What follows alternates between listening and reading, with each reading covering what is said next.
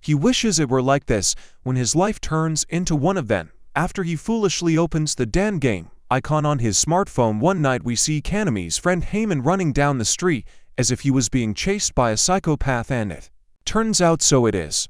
It's some psycho in a bear costume, and he's chasing Heyman with a knife. Heyman thinks who to call for help and remembers his friend Ketu, but then decides that he can't trust him and calls Kanami, but unfortunately he gets into a dead end, and the crazy guy catches up with him instead of his pants. The team tries to fight back and throws a bunch of office knives at him like some kind of kindergartner, and the crazy guy just dodges the blades and cuts his throat like a professional. After that he stands and looks at his new skill raisin in the mouth in surprise. The next morning we see Kanami looking at cool used motorcycles on the internet, thinking about his poverty and empty pockets. At that moment his friend Yoda comes up to him and asks if he saw graffiti on the street near the station. He says that recently his graffiti with pixelated outlines of bodies began to appear everywhere in Shibuya and people are already tired of it.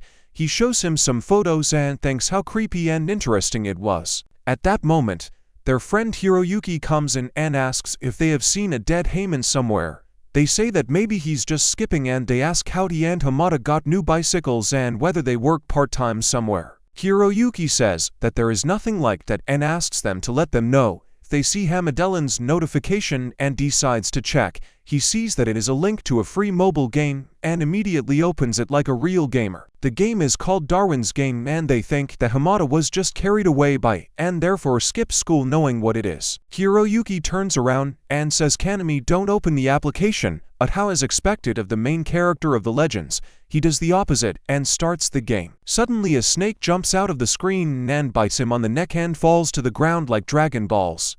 Meanwhile, a message appears on the screen of his mobile phone that he has become a new player and his friend Hamada is already dead and the game will start in an hour. His friends take him to the first aid station and put him on the bed. He sleeps a little and then comes to his senses.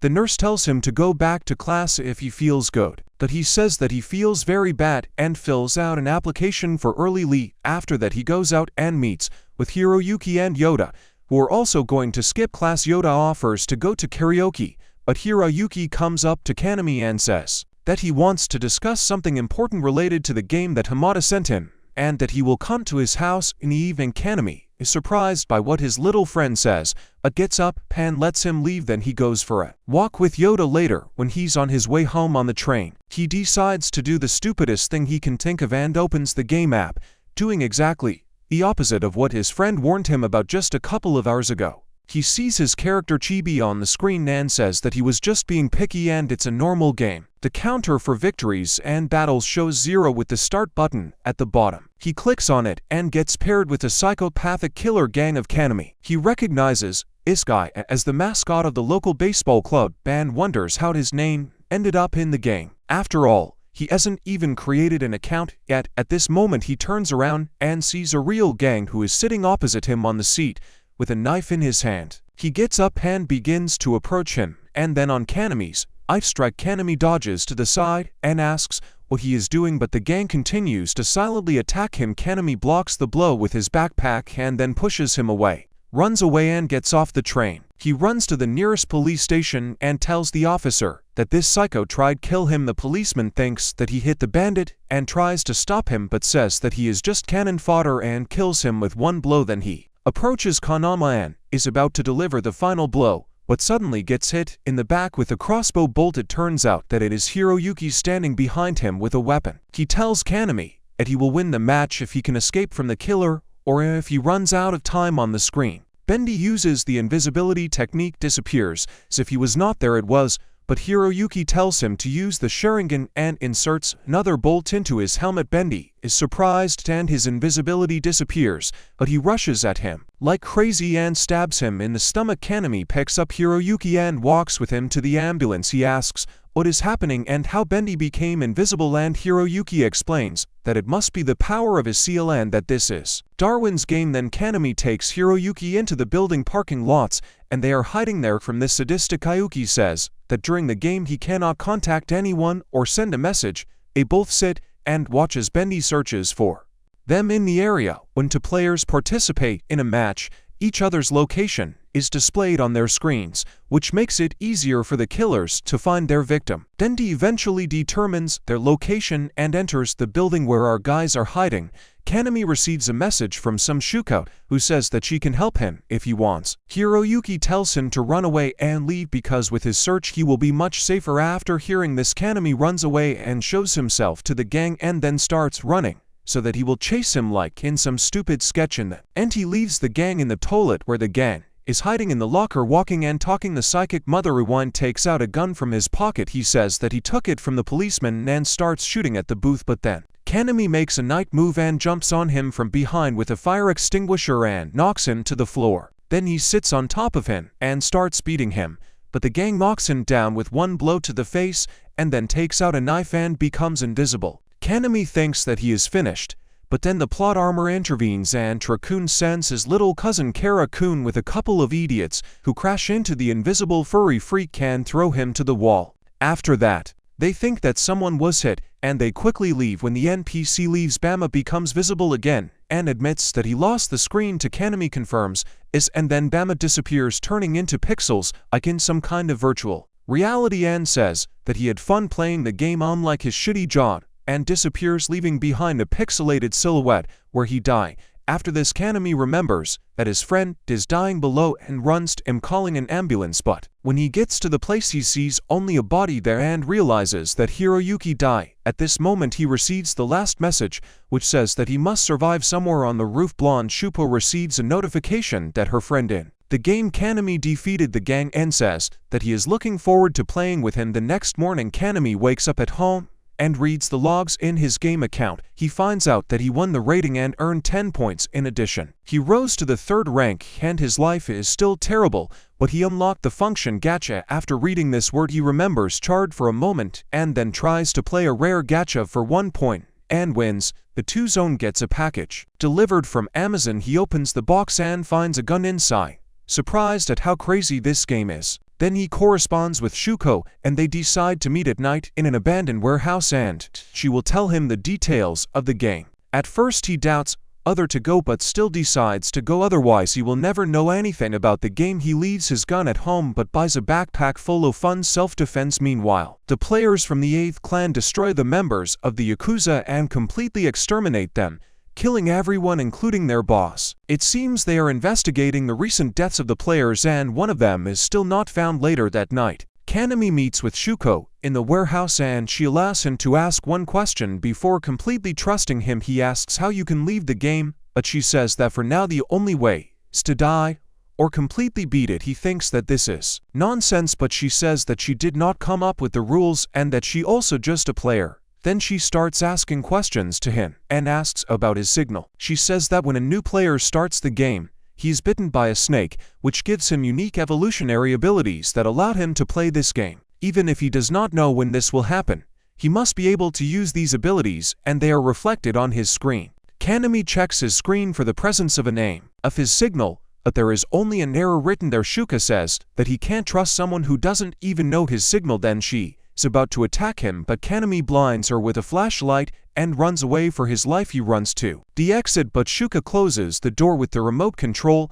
and attacks him from behind with a modified chain. Kaname runs and hides behind the pipes, but Shuka turns on the light and goes straight to him. He tries to check all the exits, but they are locked and Shuka says that he has nowhere else to run. She says that she was gentle with him so that he would show her his signal, but it looks like it will be a disappointment, and decides to finish him off with her chains, her ability to control her chains with the power of thought, and she uses them to chase him. While he runs away, Kaname begins to think like a League of Legends player and complains about the design of the game and also about the balance of teams, and shouts that if he had a weapon now he would not give up. And then a gun suddenly appears in his hands and he thinks that maybe Doc finally hurt him elbow and turns around to shoot Shuka in his hands and barely dodges the bullet. After that, Kaname continues to run and Shuka chases him and he asks her to admit defeat and says that he doesn't want to fight with her. At some point he stops to take a breath and remembers what she said about how his ability is as natural as breathing. He remembers the moment when a gun appeared in his hand and then uses his ability to make tape with a wire and arranges for her trap. Then he lures her to the electrical panel and shoots at her with a pistol tied to the pipe. Shuka dodges the bullet but the light goes out. Kaname says that he adapted to the darkness in advance in order to attack her in the dark and then rushes towards her, dodges the stun gun, knocks down Shuka. He tells her that he does not want her to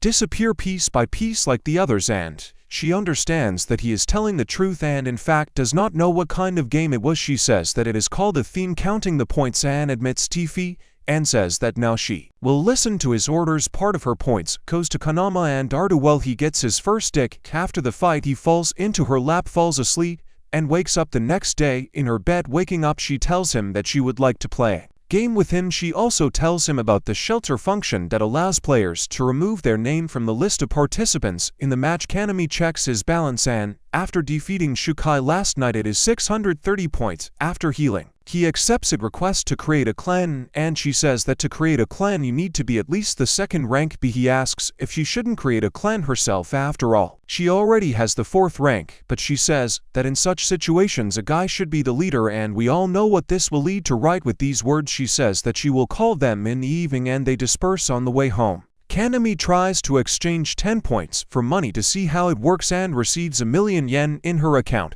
For you American fans, this is a note $6,700 more than in your account. The next day Kaname goes to the statue of Mei and Shibuya, which for some reason is covered with plastic wrap. Soon Shuka comes to the place and says that they will go on their first date right now. He asks her about the modification of the event that they all received. She says that the event will be held right here in Shibuya and it is natural for them to familiarize themselves with the area before starting. She says that now it will go to the yoga park, and on the way she explains him some rules of the game. Rules number 1: never tell the rules of the game and don't spread information about it to people who don't play it, so it's best to call it just a game when you're in public, and some people call it a game. Then she tells him that in Shibuya you have to be extra careful because recently there was an incident where 12 people got lost and died near a statue that was covered before. This place is also controlled by the 8th clan, so there are usually a lot of players there. After that they go back to the station and inspect several shopping centers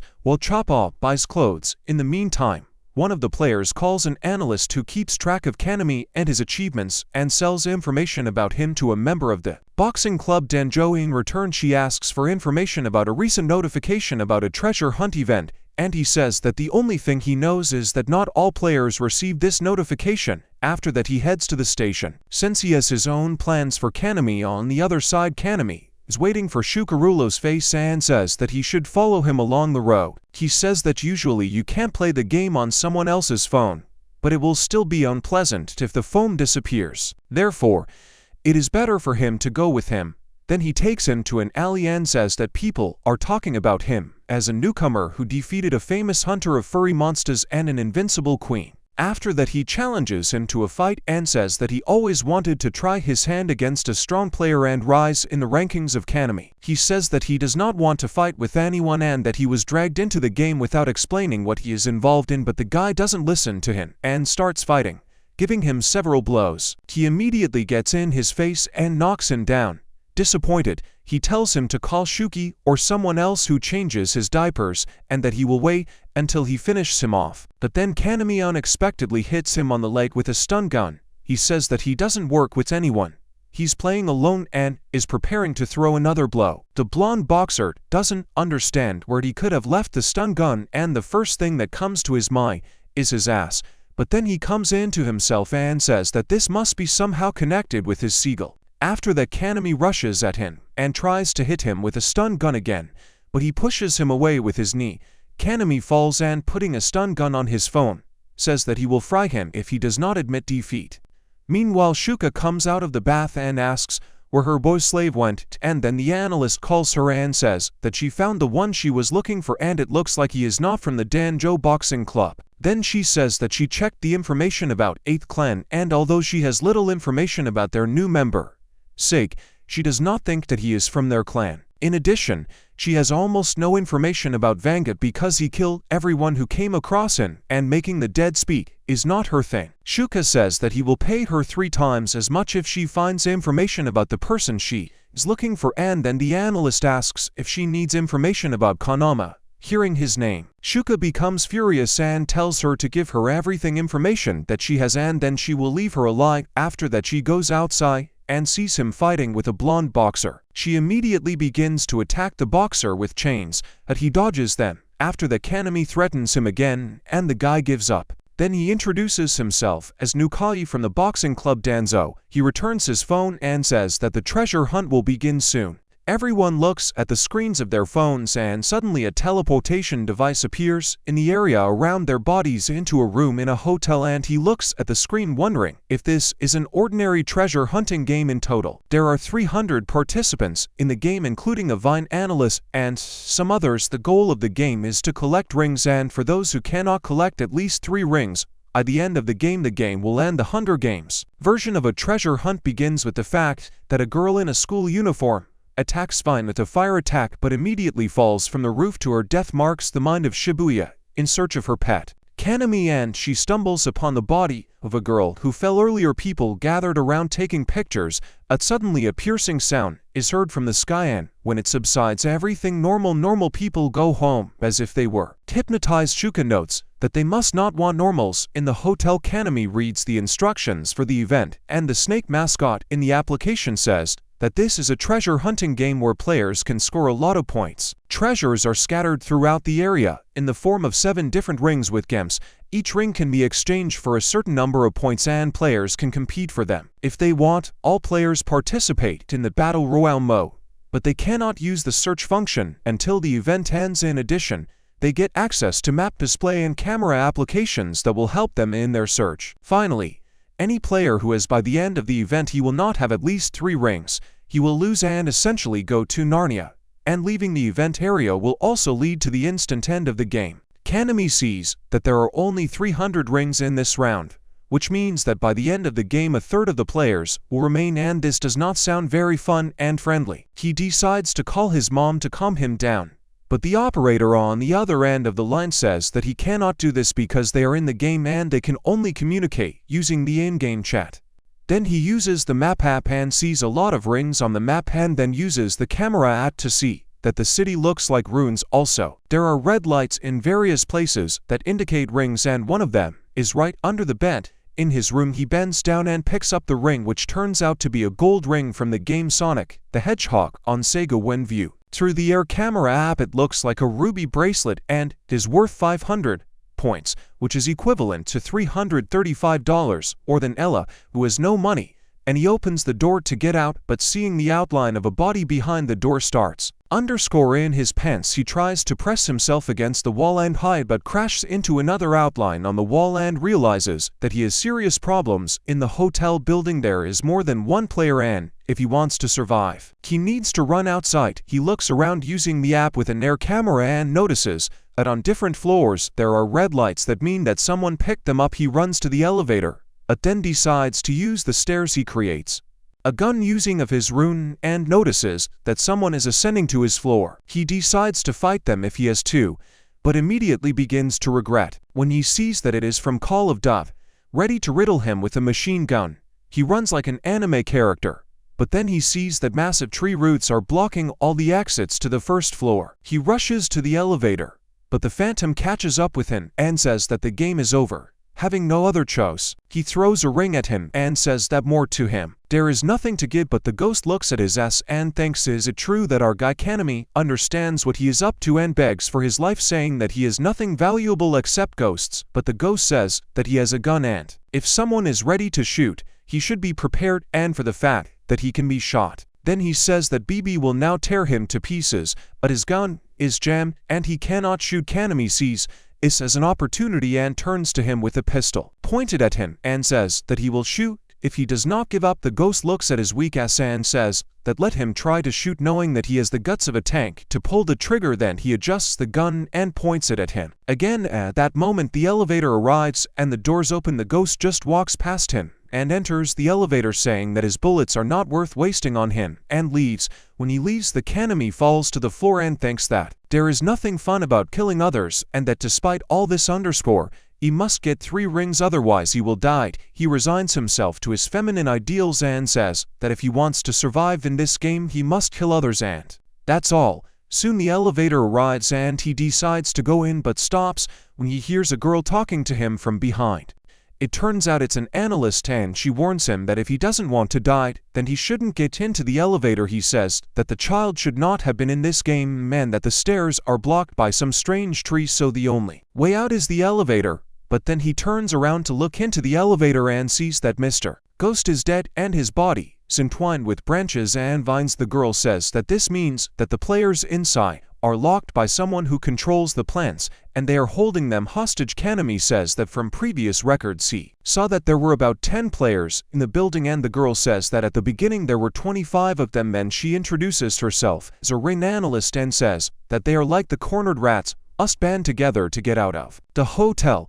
While somewhere outside the playing area, people gather around to watch the live broadcast of this hunt for treasures. The presenter announces that at the moment Shuki has the most points, 100 points and 6 rings. She had 49 points, but she lost straw but still remains a strong fighter. In second place, leader of the 8th clan 1, he has 5 rings, but his clan has a total of more than 18 rings. After that, starting from 3rd place in the central tower of Shibuya, which is all covered with plants and vines, a lot of things happen. At this moment, the leading casino appears and meets with some richly dressed old man. She introduces herself as the thesis manager of Trinity. I am sure God has something to say about this anyway. They all look at the screen. As for noobs are chasing Shuko thinking that they have Mu, but Shuka reminds them that useless noobs who are worth nothing are all the same no matter how many there are, because multiplied by 4 will still be 0. She kills 2 of them and runs away, letting them exhale. While they are chasing her, they shoot at her with their sigil, but she kills them with 1 blow and leaves, and then wonders what Kaname is doing. Themis says that she likes Shuko, but the old man says that he prefers bows and that Shuko would be perfect if she were a guy. Themis notes that he is the wife of Hei and says that despite this the players and spectators enjoy this event, fighting for money and powerful signals, and this is definitely a unique experience. In the hotel, Ring gives Kaname a motivational speech about running away and not killing others. It is beautiful, and they conclude temporary union. He goes into the elevator to look at the body of the ghost, who is probably now the real ghost, and copies his machine gun while he is there. Then he goes down the stairs to see if it is possible to go past the roots, but notes that this requires a chainsaw and they cannot create one yet.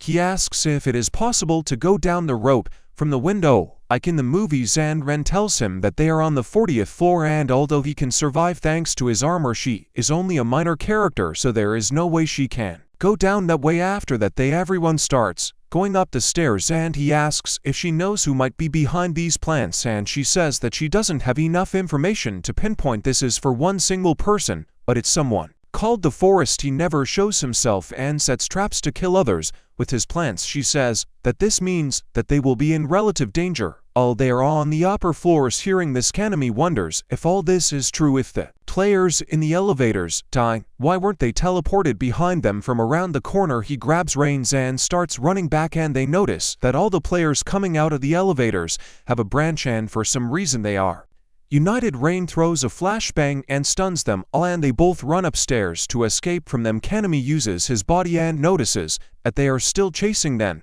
and wonders how they know about their whereabouts if they don't have any calls. Rin says that perhaps they are all controlled by a florist using some kind of brainwashing drug from his plants, and they can be some kind of sensory thing that can track their location when there are no plants around them. This makes no sense to Kaname, and he begins to look around and realizes that the forest is in the center of the city. The surveillance room used security cameras in the building to monitor them. Kaname knocks down the camera and says that he will go to the surveillance room and bring out this peeper from there. After that, they both begin to run around the building and destroy the cameras as much as they can. Then they go into the locked room that Rin prepare. When for the first time came to the building, they start planning their next move and come up with a plan to distract the florist with bombs until another person finds him and defeats him in a one-on-one fight. Meanwhile, the florist orders his men to search all the corridors and floors and clear them one by one. When his men finish their crawl, he wonders where the escaping couple went and locates them in the very room where they went to destroy the cameras. He thinks that they had some kind of tool that allowed them to enter the locked room without the keys, because all keys are stored on the first floor, which is closed by trees. In the end, his people enter the room, but it turns out to be empty. He notices that there were traces of a couple and says that they must be somewhere nearby, but suddenly everyone hears an explosion on the floor below. He sends his people to the barricade on the 26th floor, and we see how Rin is trying to blow up the stairs there with the help of bombs. The plan does not work because the stairs are too thick, but this was expected. Then she throws a flashbang grenade and stuns all the brainless players who they are chasing her, and then uses a stun gun to get past them. She runs upstairs and we see how she dodges bullets like Neo from the Matrix. It turns out that her C-Rot is the ability to analyze information about everything around her, including the exact location and impact of every atom in that area. This allows her to predict the future to a certain extent, and this is essentially an analog of the Sharingan. This ability is called Laplace after a demonic concept, and she uses it to collect information about others and sell it in order to survive in the game. In addition, she can dodge attacks and shoot at others as if she has advanced observation hockey. She uses her abilities to shoot back at brainless players, and this makes the guards think about her signal. Meanwhile, Kaname descends to the first floor along a rope hanging from the window. He gets to the main hall and heads to the observation room. But then the florist himself comes out and says that they should at least talk to the boy before they start fighting each other over some stupid game. Then he asks why he is playing, and Kaname replies that he was simply dragged into this. The florist says that he is playing for money, and a human life is worth from 100 to 200 million yen. This is about $670 for $1 million for you American guys. After that, he puts on his plant armor and rushes at Kaname. He throws a bomb at him, but it does not cause any harm to the plant guy, and he jumps down, causing a powerful blow. It hits the floor, cracks. Kaname jumps back to dodge and tries to shoot him with a pistol. The plants grow from the ground and knock the gun out of his hands. Kaname says that this means that he can act seriously and creates a machine gun that he copied earlier and starts shooting at him, but to his surprise the bullets bounce off his strong armor and the plant guy uses a vine to break the machine gun in his hands. The florist says that this is checkmate for him because he saw how Kaname used his ability, and that this ability to create any weapon that he saw before, but it has a limit. Kaname thinks that he is right and that he can use his ability just a couple of times due to a strong headache and pain throughout his body. Then he creates another machine gun and throws a bomb at the plant guy. The florist says that he knew that he would do this and comes close to him ready to hit, but Kaname smiles, holding a grenade in his hand and closing his eyes. He uses it to stun the guy and then disappears from lead.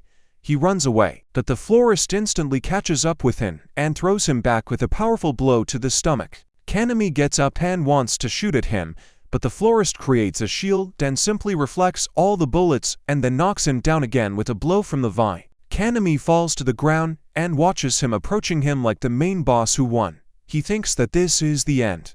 But then his armor works and he hears the voice of a man inside himself. His seal tells him that he can not only create things that he touched but also get all the information about these items and how best to use them. Last time, when he shot at the guy with the plants, he had to have his shield, which means he considered bullets a threat. With this information, he must know what to do to win this battle. With this internal monologue about strength, Kaname gets up and starts shooting at him like crazy. He modifies the gun, reducing its service life to increase the pressure and power of the shot, which allows his bullet to pierce wooden armor. They both take their signals to the limit and fall to the ground, but the florist falls first, and this is Kaname's victory. He tells him to finish him off, but Kaname says that he is dying from some disease or something else and that he is not interested kill others. At this moment, Rin appears from behind with a gun pointed at the florist's head. She asks him how many rings are in the building, and he says that there must be about a few rings there.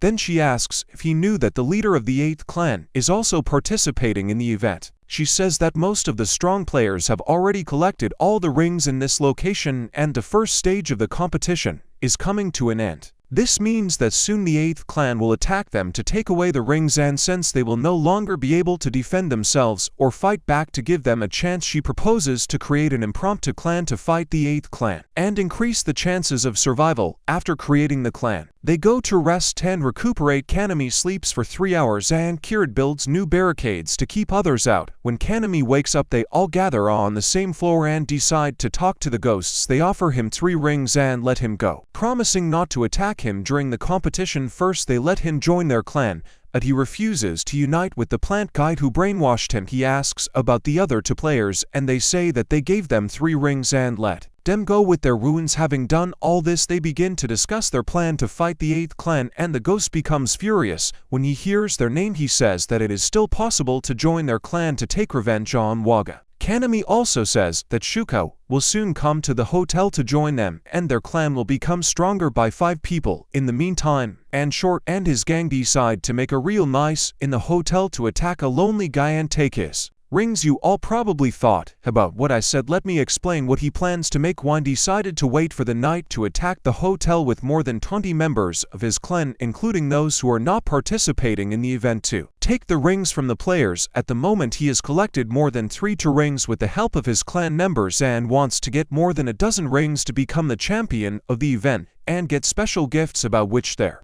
are rumors. Meanwhile, in the hotel, Kaname and the rest have gathered at the table and discuss their plan. They will divide the rings equally. Half the points will go to the florist because he did most of the work at this stage. Besides, they will wait for the 8th to attack him and then intercept him. When he goes for the rings, the ghost takes off his helmet and introduces himself as Ryuji. He says that he wants to take greedy revenge on Wong because they have a common history, and then asks if they will fall for this plan. Rin says that they will definitely come, but even if they don't come, it will be victory for them because they have all the rings they need. After that, she says that she is worried that the points are not awarded based on the value of the stones and it looks unnatural. Also, in the rules, there is no mention of the rings being the treasure in this treasure hunt or what you need to do to complete the events. This means that the real treasure is something else. Ryu says that they will talk about it after they deal with the 8th and asks Kaname about Shuki if she is going to come to them. He says that she should arrive soon and checks the message, but gets scared when she receives a message from her asking for help. We see how Shuga is walking through Shibuya Station and is followed by a blonde girl whom no one notices. She examines the area in search of rings, but finds nothing. She thinks that there may be blind spots somewhere else and continues to walk, feeling that someone is watching her.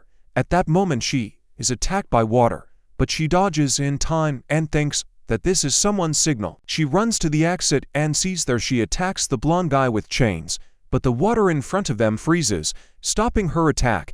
Then she uses the chains as a drill to break through the ice, but the guy freezes and takes the chains from her. She runs back to the other exit, but the water begins to flood the station and she drowns. Before sending Kaname a message asking for help, Kaname decides to go to Ure, and Ryujina comes to him with a gun. Shuka says that he will help them from the roof as the sniper and the florist will be guarded by the Kaname, and Urji go out and notice that the Shuka is walking only 5 minutes away from them, so they carefully walk towards her without holding rings in their hands. They notice that out of the original 300 players, there are only 168 left and that it looks like some kind of pretentious event where everyone in a Shibu gathered together with normal people. Kaname tells Ryuji about his seal and says that he can only copy basic weapons and such complex objects as smartphones and cars are beyond his power. Then he asks why Ryuji plays this game and he answers that he wants to win and money is his goal, and that his signal is garbage, but he can understand when someone is lying. Then he scolds TH Games for problems of balance,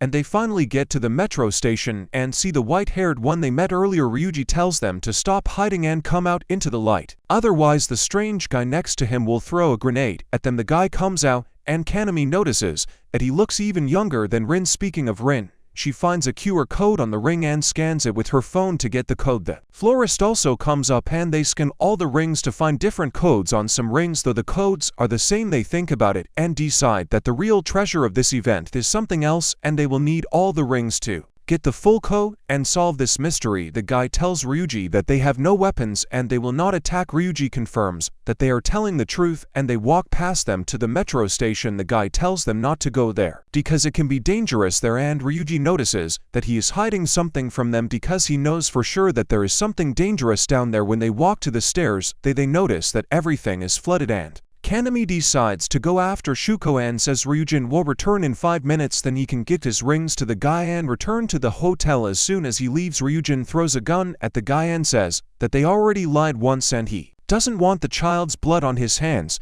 He demands that they tell him everything they know about the water at the station, but the guy uses his illness and water from the fire hydrant on the side of the road to freeze the trigger and run away, but the ghost decides to pursue them because he is sure that they are somehow connected with the flood and they have important information.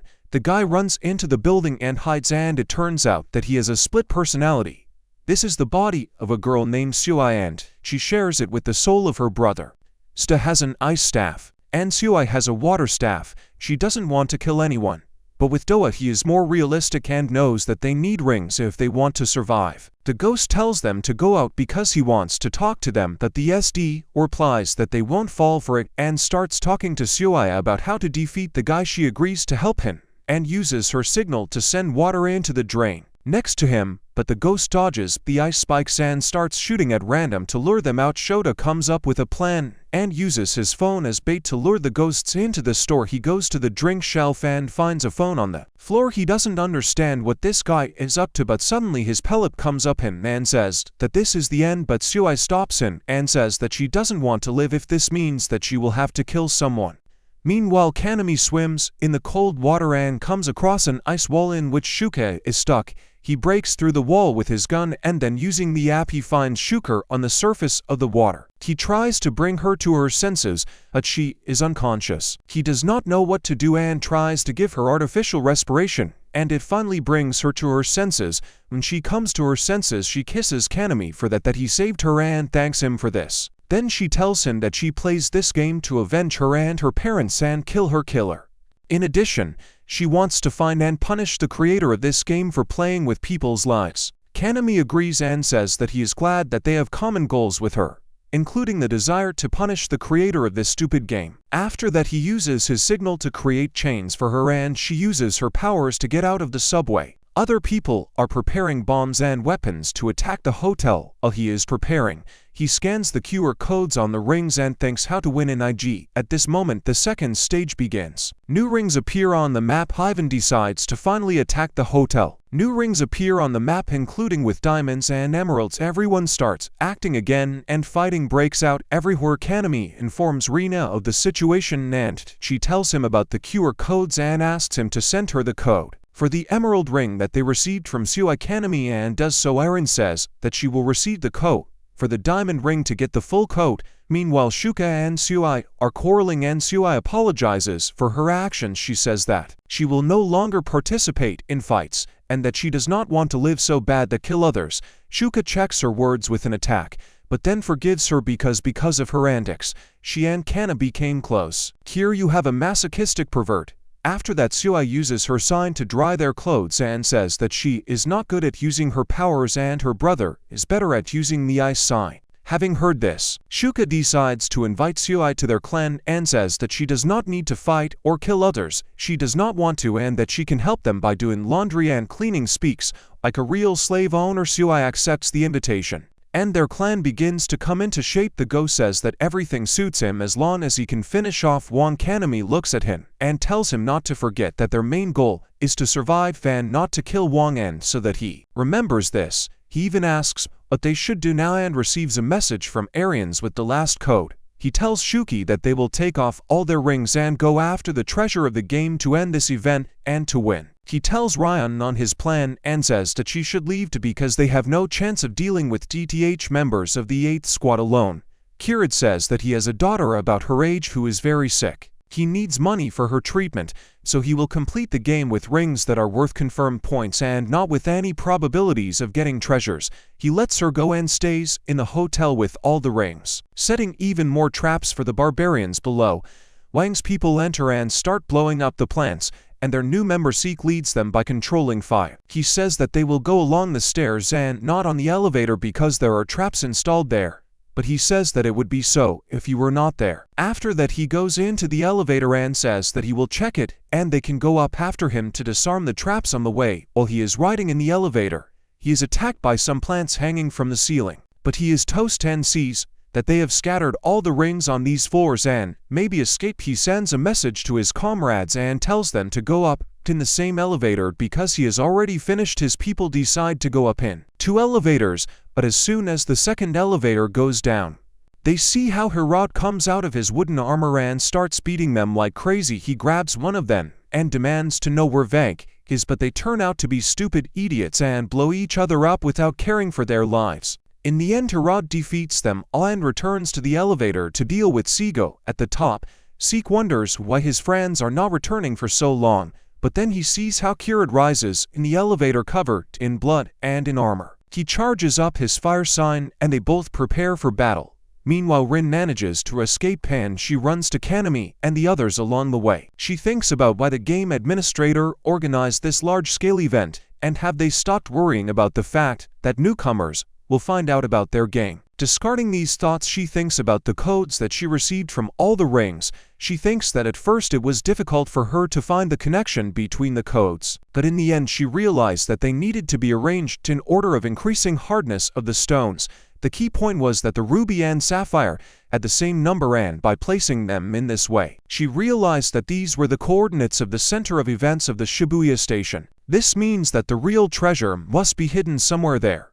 Returning to the hotel, Kirid remembers the information about the members of the 8th clan that Rin gave him. She told him to beware of the 2 clan members, named Link and Seek, who have telekinesis, a pyromancer who can envelop his body in flames of high temperature, which makes him the most dangerous. Kirid tries to fight him head-on, but Seek blocks his attacks, striking him with a strong blow with a fiery fist that burns through armor. Kirid tries to escape, but Seek simply flies through barricades as if they weren't there. Then he decides to lure him into a trap with the help of grenades hidden in the vines, but before he can detonate them, Seek flies into the window behind him, using his telekinesis a powerful blow and makes new hole in the Kirid, sending him into the ranks of people like Ace, Obita, Rengoku and others. His organs are destroyed and he falls to the ground, and Seek comes up to and thanks him for his help. But at this moment Kirid uses the power of his father's love comes to life, causing his vines to pump blood into his heart and activates a bomb trap. He distracts attention to escape but only gets to the first floor. He protects the whitefish and himself with the help of his abilities, and they go down together to see where the gardener went. They don't have to look for him for long.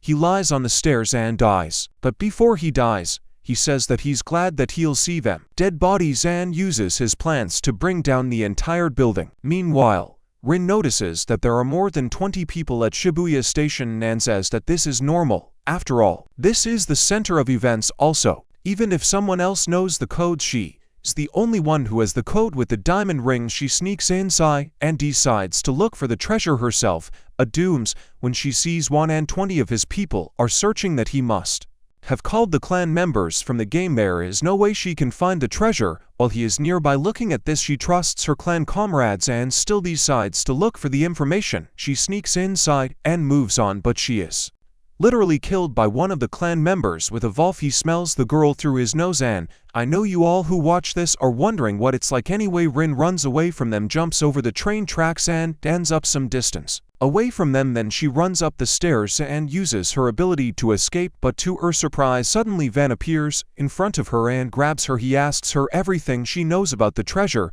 but she says she knows nothing and can't even give him the ring. He looks at her like a typical anime villain and reminds her of her situation, breaking her left hand. He asks her again. Iron says that he will tell, and starts telling him about an ancient Chinese poison in which poisonous creatures are placed in a pot and allowed to fight until only one of the most poisonous of them remains. Then she says that this reminds him of himself as the king of poison, but apparently Van is not a fan of Marvel and he gets angry and says that he will cut off her fingers one by one until she tells him everything she knows about the treasure. At this moment Shuka throws a flashbang grenade from above and everyone around they freeze, allowing her to save Rin and bring her to them. She thanks Kaname and the others for coming to her aid, and they all stand together against Van and his clan. Kaname says that they have important information about the event and they would like to come to an agreement with them, or they can fight and die. Wiener's friends laugh at their proposal and say that the 8th clan just takes and they will kill them all and leave one for him to tell everything he knows. With these words, they begin to fight with each other and Ryuga shoots at them with a machine gun and they also begin to fight back. Rin takes Kaname, runs away to find the treasure, and Shuka and Suai team up to reduce their number and freeze right on the spot. At this moment Van suddenly appears in front of Shukai and breaks her chains,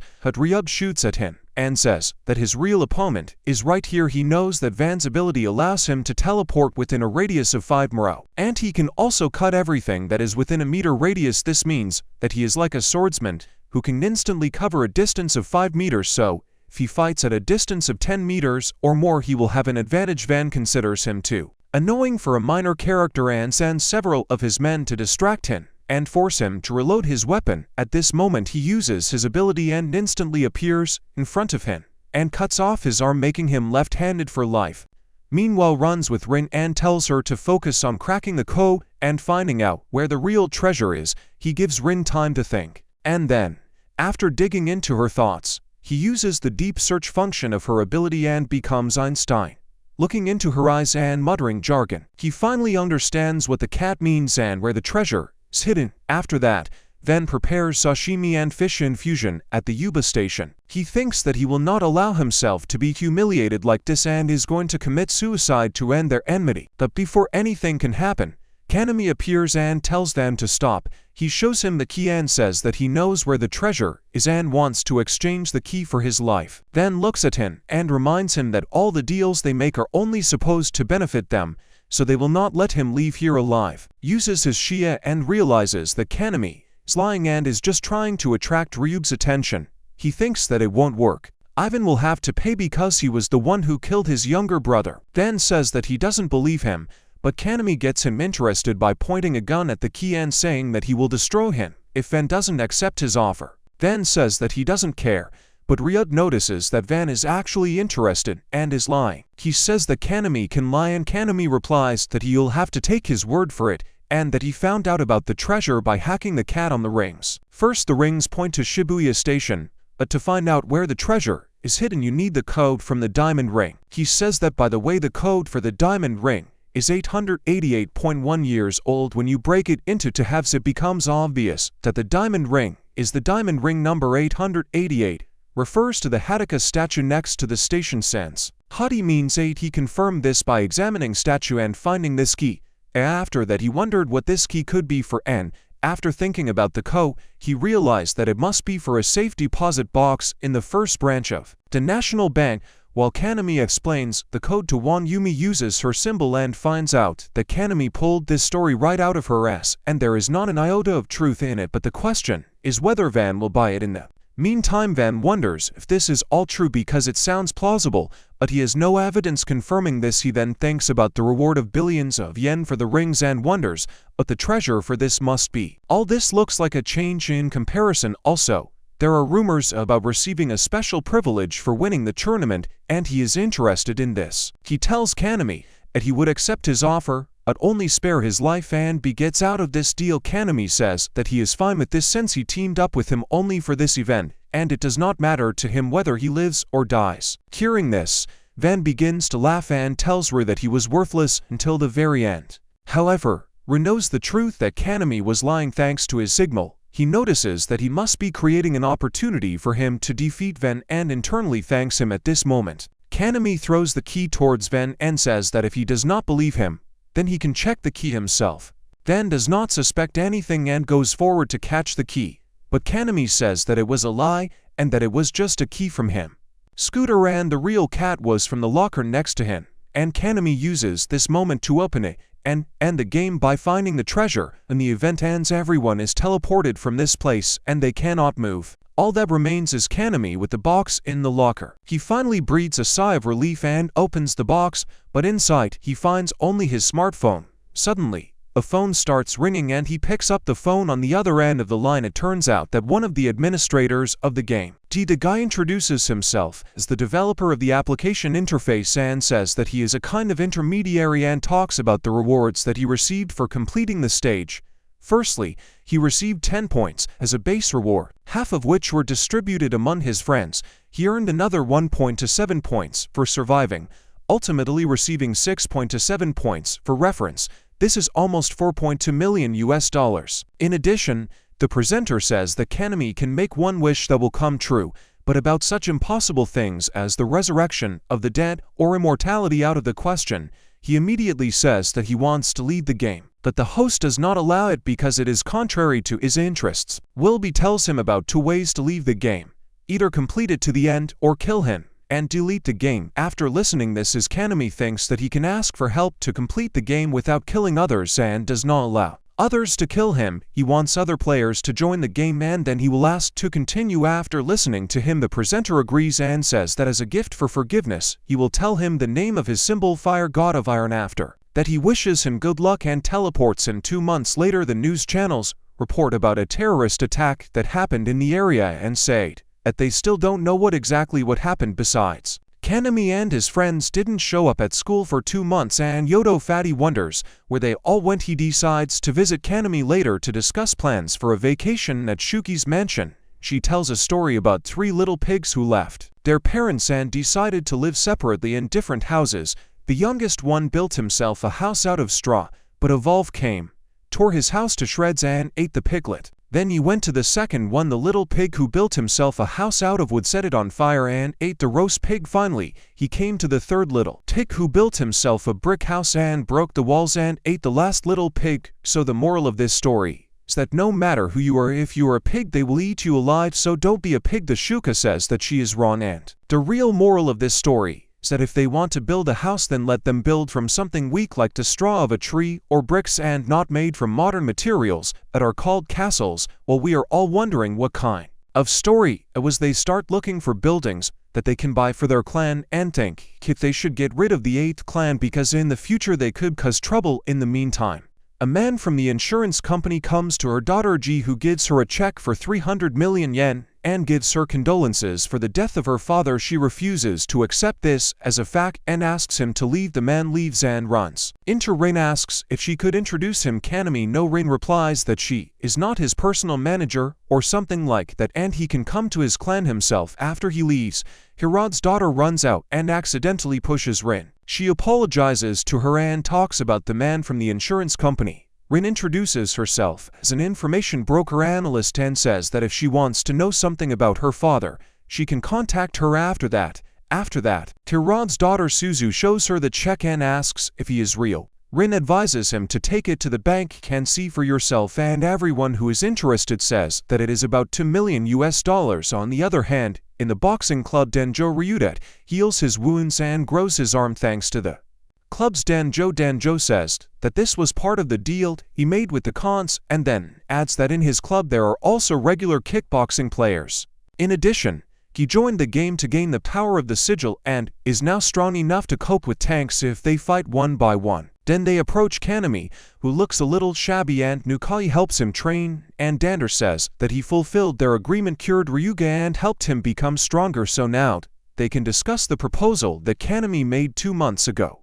Kaname says that he agrees and says that as the leader of the clan he wants to officially make an alliance between their clans. Den says that his goals and ethics suit him, but demands that both parties benefit. So if Kaname wants to fight him one-on-one to see if he is worthy he is of the union, then he is ready for the first time. Kaname is looking forward to the fight and accepts the challenge. Meanwhile, Yoda goes to Kaname's house to meet him but finds Ki from the 8th clan there. He asks if he is Kaname's friend and says that he would like to talk to him at the boxing club. Danjo and Kaname are preparing for a fight in the underground arena. Turns out Danjo is a player of the 4th rank in the ranking of D games. He won from major competitions and received the right to hold exhibition matches with single players in exchange for points in his dojo. He seems like a good guy but wants to make sure that Kaname is a worthy ally and begins their duel without restrictions. The only rule is not to damage the building and not to kill each other intentionally. Kaname begins the fight by activating his sigil and creating a machine gun, but Danjo rushes at him like a bull and tries to pin him to the ground with a powerful blow from above. Kaname jumps back to dodge the attack, and as Piccolo trained Kon, he begins to resist by throwing several hand grenades at Danjo, but he passes through them like a jig and comes out of the smoke with another powerful blow from which the floor cracks under them. Kaname continues to run away and tries to shoot him with a pistol, but Danjo closes the distance between them and tries to knock the pistol out of his hands. Kaname responds by creating blade and trying to hit him back. Danjo jumps back and asks if this is his secret weapon, and Kaname replies that he has a lot more in stock. Then he creates a scorpion machine gun and begins to mercilessly shoot at Dunge. He hides behind the concrete columns and praises him for his versatility. Meanwhile, among the audience and Nukai Kid Ryuga and Rin notices that Kaname has become so strong in such a short time, and Ryub says that he did not just sit on his ass while his hand was healing and he found an arms dealer to get it. It turns out that Ren knows everything about this and says that this is of course good, but Kanemi used all his cards and Danjo has not even activated his signal at this moment. Danjo rushes to a large stone, picks it up and uses it as a shield to throw it at Kanemi to knock him down. Kanemi falls and Dan reuses it to be on top and says that this is the end, but takes out a grenade and says that he will blow them both up. This makes Danru loosen his grit and he activates his signal, making his body very hard. Suddenly, the grenade explodes and it turns out that it was a smoke bomb. Kanemi uses it for Yuan, points the weapon at his head saying that he is ready to continue. Danru gets up and says that he recognizes Kanemi as his equal and agrees to form an alliance, but then says that it looks like they both want to have fun in this fight. At this moment, a girl in a fox mask suddenly appears in front of them and knocks them down. Kanemi thinks that this is the end, but then everything becomes normal. Danger recognizes her as a first-rank player. Liu says that it was her attack with an energy sword. Liu says that she likes Kanemi and wants to bet on him during the last major event. She says that she decided to take him for herself and simply kidnapped him from the dojo by knocking his friends unconscious with her energy sword technique. After this incident, Ran and to return home to Shuki and tell her everything, being Demi's real mommy. She says that she will not have anything like that and they will go to save their leader and that she is the only one who can do this. Let Kanemi be her slave's pet. They all agree and start chasing them thanks to the search function in the phone. Shuki on the other side, in the car. Liu, she ties Kanemi's hands and tells him that she wants to train him to become a great killer because she believes that he has great potential in himself. After that, she lowered her eyes and said that she comes from a clan of assassins that is already 2,000 years old. Recently her clan was looking for a successor and she wouldn't mind marrying him for that matter. Kanemi thinks she's crazy and says that she must be stupid if she thinks that he will accept such a proposal. Shupo, after all, it's crazy enough that he could handle it in his entire life. The rich Novid old man we saw earlier turns out to be her butler. Simon Shitty tells her that it looks like someone is chasing them. Liu uses Kanemi's phone to call Shuki and asks him to tell for them to retreat because she is sure that he knows that they cannot defeat her. She puts the phone to his mouth and to her surprise, he tells them about ramming their cars or something like that, but in order to force them to retreat, the car will stop no matter what.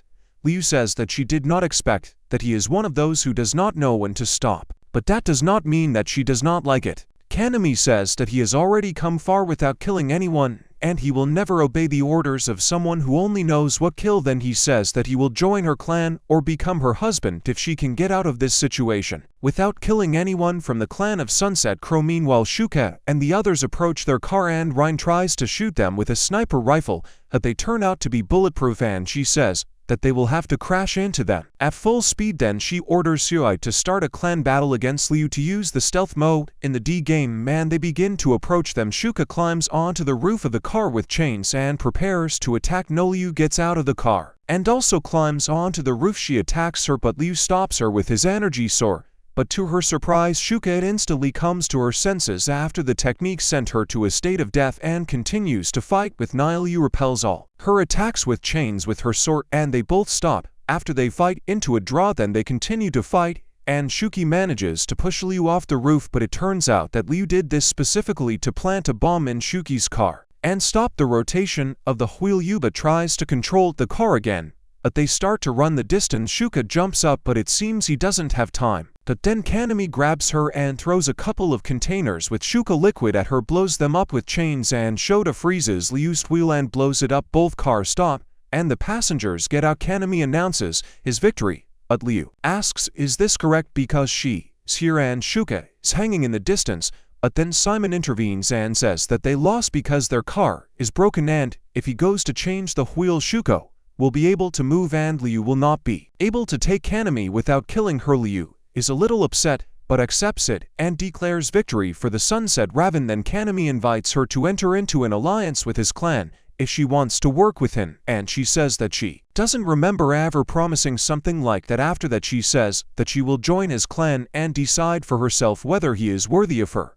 Obviously, no one is especially happy about this. Shuko, but our guy Kanemi agrees on the condition that if she ever betrays them, she will first betray him, and then she promises the rest of the clan members, and so the Sunset Crows get Liu and Simon as new members. That's me. I understand the ability to negotiate. In the meantime, Ven and his clan captured Joda and deprived him of the ability to play the guitar by cutting off all his fingers. They send Kanami a video message and tell him to come to them, otherwise his friend will no longer be able to walk. Kanami receives the video and completely loses his mind. He thinks that it is he who is to blame for the kidnapping of poor Yoda, and now he has no fingers like it. Now he can find a girl. He begins to beat the wall in a rage, but RBA calms him down and tells him to think about it rationally. They send Rin to collect information about Vank's lair, and she finds out that they are hiding in a warehouse near the bay and that they have 12 to 15 people left, among them the leader of Vank and Ki, who own the sigil, but the fiery demon sigil is not among them. Rome wonders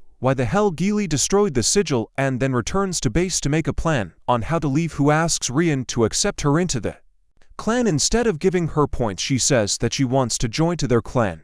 Rian says that she is not sure that this will be right, but will still convey her request to the leader later that morning. Wong is waiting for Kanami and sees his fat friend crying on the floor with no fingers. He says that he knows that Kanami is soft, a man who will not let anyone die because of him, so even if this fat man is not familiar to him, it does not matter. Suddenly one of the clan members comes and says that they are surrounded by police and special forces. Vank wonders why there is cannon fodder and sends Ki to deal with them. Then he goes to the back entrance himself and makes sashimi from the police trying to get inside from behind. Meanwhile, Shuka follows the plan and quietly throws the phone to Yoda. Kanami calls him and tells him to follow the link and join Darwin's game even if he has to use his tongue. Yoda's nose or legs tries, but accidentally drops the call. After several attempts, he manages to follow the link and he receives a signal. It turns out this is the ability to control objects with the power of thought, and he uses it to free himself. Soon one of the clan members approaches him to shoot him on Van's orders,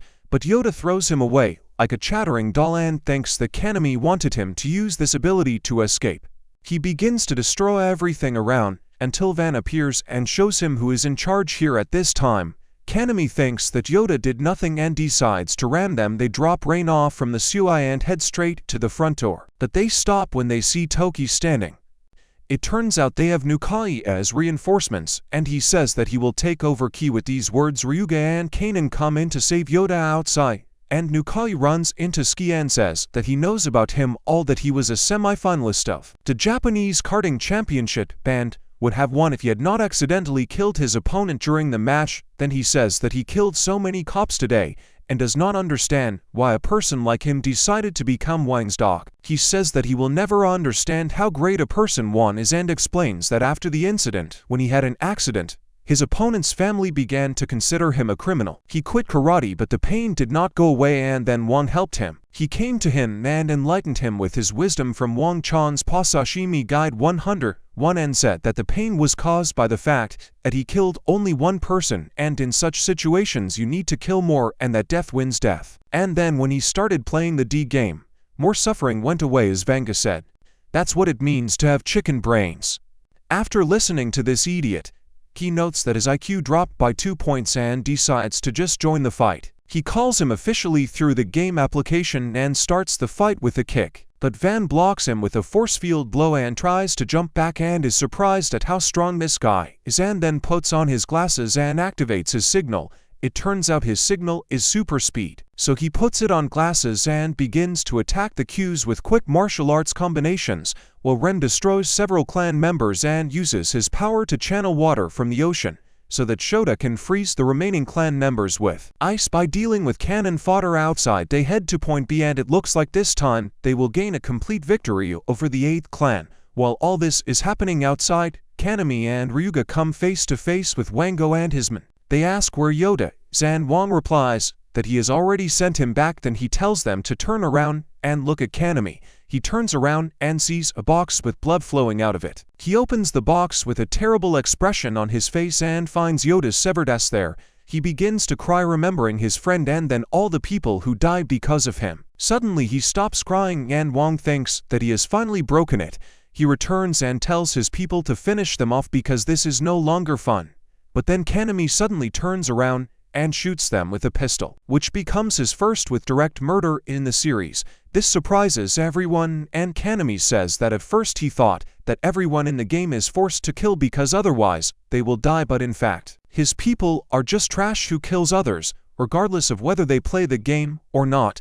Having realized this, he gets rid of his softness and cold-bloodedly kills several more people before telling Wang to come to his senses and start fighting in earnest. Wang is irritated by his self-confident expression, and he jumps right at him. Using his ability, Achuka stabs him in the back. She says that he is a monotonous fighter who only knows one set of moves and lures him to the roof. Meanwhile, Van's men surround them with weapons. Akanami is now in his armor, and we all know what this means for the NPCs on the other side. He mercilessly kills them like cattle in a slaughterhouse and then allows the Ryugun of those who are left alive. This is one of the most striking moments when we see that Kanami could be a killer. What was Liu on the other side? Shuka talking about runs into the warehouse and hides from Van. Van comes down and starts insulting her with icons. After hearing him spit out his disgusting fantasies, Shuka comes out and asks if he underscore himself as a child and if he forgot to flush the toilet. Van says that he also learned a lot about her and that she is not like him. He says that her sign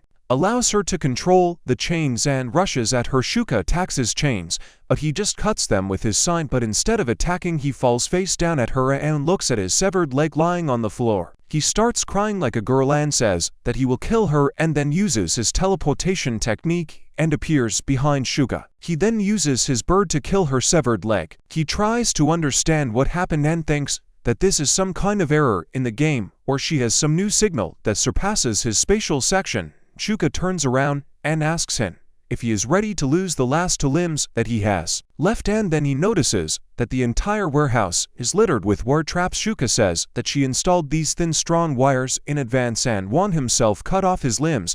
When he approached her, he says that you can't cut bones with wire, and she replies that it's true, but her sign is the ability to control any wire material including threads and chains, and she used it to vibrate the strings like an electric saw and cut it like butter. After that, she ties him up with a wire and asks if he is ready to die, but Huan uses his secret technique and switches places with Shukai, forcing her to fall into a trap, and he frees himself, but it turns out it doesn't matter because she holds the ends of the wire, and to punish his stupid ass, she cuts off his second. Shuka comes up to him to finish him off, but he uses his power and for the first time in his life he teleports 100 meters into the sky. Then he again uses his ability to avoid breaking when falling and is glad that he is still the main character of the game and managed to avoid death. But then he looks up in horror when Ruge and Kanami come up to him and ask if he is ready to die. Wang pees in his pants and says that he admits defeat and sends Kanami 1800 points. Unfortunately for him, Kanami says that this is not enough to keep him alive and reveals that he used his privilege to gain access to a special feature in poker that allows him to bet on a fight and change the bet at any time. He explains that it works like in poker, where if he makes a bet his opponents have to make the same, and in this battle he won more than 8 points, which means that his clan lost. He gets all the points from all 8 members of the clan and they are left with nothing. As we knowing Darwin's theory, evolution is a reality, and nowadays money talks everything. Without points, a whole clan lost the game and all of them are teleported to nearby territories. They take over all of Wang's territory and even small areas near the NAB and announce that anyone who plays Darwin's game on their territory will be killed. They only kill if necessary and leave the offenders alive with lifelong injuries to convey their message.